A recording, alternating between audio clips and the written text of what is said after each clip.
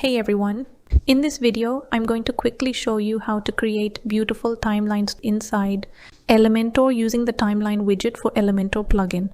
So yeah, let's get started. First, open the Elementor page where you want to add your timeline.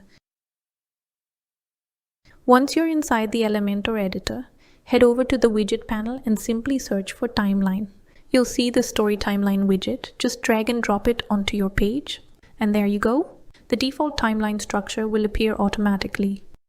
Now let's customize it.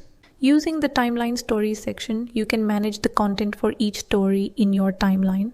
Under content settings, toggle to show or hide the year or label displayed above your story. Next, enter your year label text. After that, enter your title. You can also upload an image to visually enhance your story. And then enter the description. Write a short explanation, highlight key details, or provide additional information. Now, if you move over to the advanced settings, you'll find the icon type option. This allows you to choose the type of icon you'd like to display for each story item. And yeah, repeat these settings for every story in your timeline. To add another timeline story, simply click the Add New Item button and a new story section will be added instantly. Next, scroll down to the layout settings. From here, you can choose the timeline layout.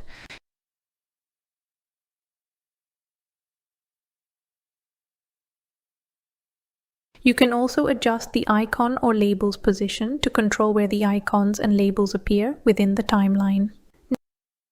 Next, from the style settings, you can customize the appearance of your timeline. You can adjust colors and design of timeline elements according to your website. Take your time and explore these settings to customize timeline according to your website design.